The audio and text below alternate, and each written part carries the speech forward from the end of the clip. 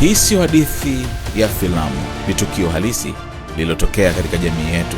Ulichukuliwa na kuhifadhiwa hospitali ya rufaa kanda ya Mbeya. Sio mwili tu uliokuwa umeteketea. Mbeya imetikisika.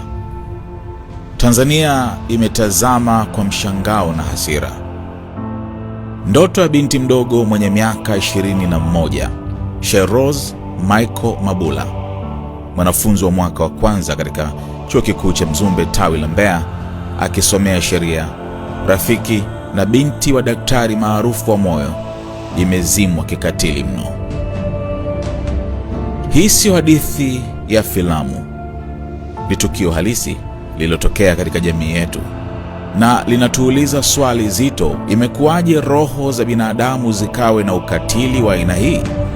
Siku chache zilizopita, Dr. Mabula, daktari wa moyo na mmiliki wa Mabula Medical Complex ya huko Mbeya, alipokea simu ambayo haitokuja kumtoka tena kichwani. Sauti ya kiume ilimwambia maneno yasiyo na hata chembe moja ya huruma: tunaye mtoto wako, tunaelekea naye Tabora. Kwa muda hakuelewa kama ni mzaha, tishio au kweli, lakini muda mfupi baadaye walimtumia video iliyomvunja moyo.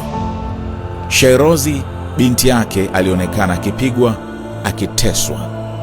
Watekaji wakasema wanataka milioni 200.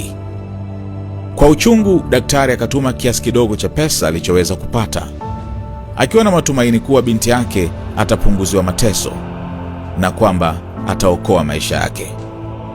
Baadaye wakatoa taarifa kwamba wanahitaji kiasi fulani cha pesa. Baada ya hapo nikaona wakaniushia clip ya video ya mateso ya mtoto wangu. Basi nilimpelekea kupatia kiasi kidogo cha pesa ili angalau mtoto apunguze maumivu.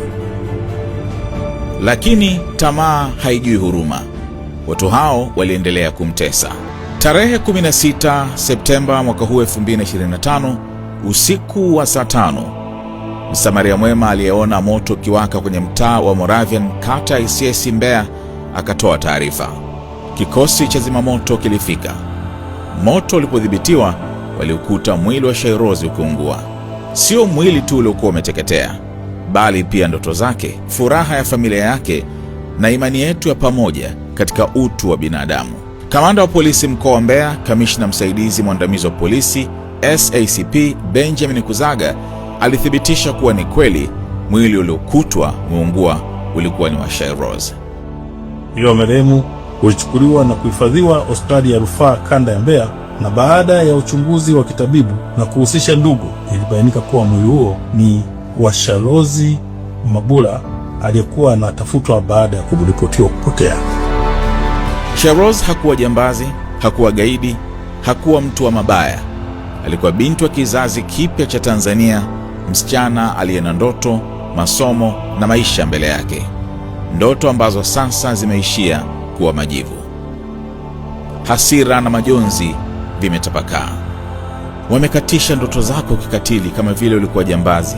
Mama, wamesahau ulikuwa bado unapigania ndoto zako chuoni, ameandika Abby1 kwenye Instagram. Tamaa za hela zimewafanya binadamu wavae roho za mbwa mwitu, ameandika mwingine. Polisi wako bize kupiga raia wasio na silaha wakati wasiojulikana wanaua watu kama wanachinja kuku, ameandika mwingine. Wengi wanahisi hili sio kosa la majambazi pekee, bali ishara kuvunjika kwa maadili, kuongezeka kwa uhalifu na kushindwa kwa mifumo ya usalama. Licha ya kujaribu bahati yake kwenye siasa, Dr. Mabula sio mtu wa kawaida. Ni daktari bingwa wa moyo, msomi wa UDSM na Muhimbili, muasisi wa TAHLISO na mchapakazi aliyeanzisha huduma za moyo kwenye hospitali ya Benjamin Mkapa. Ni mtu ambaye maisha yake yamekuwa kihusu kuokoa mioyo ya watu, lakini moyo wake sasa umevunjwa vipande vipande. Anasema alijaribu kila alichoweza, alipambana, alitoa kiasi alichoweza kutoa, lakini leo anakaa nyumbani kwake akisikia ukimya mzito, akitazama picha za binti yake, akijua kwamba kumbukumbu yake ya mwisho ni video ya mateso makubwa. Mbeya na Tanzania nzima imeumizwa. Chuo cha Mzumbe alichosoma Shairoz kimejaa simanzi.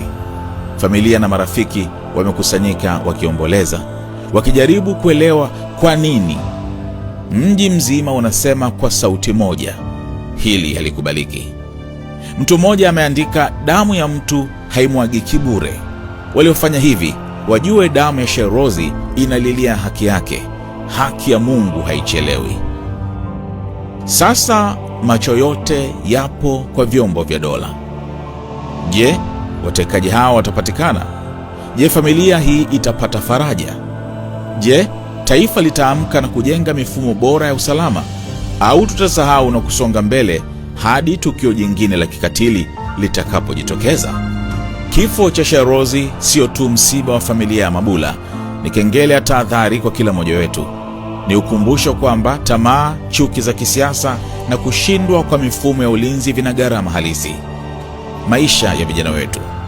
Tunaweza kuamua kuangalia pembeni, au tunaweza kusimama kama taifa na kusema inatosha.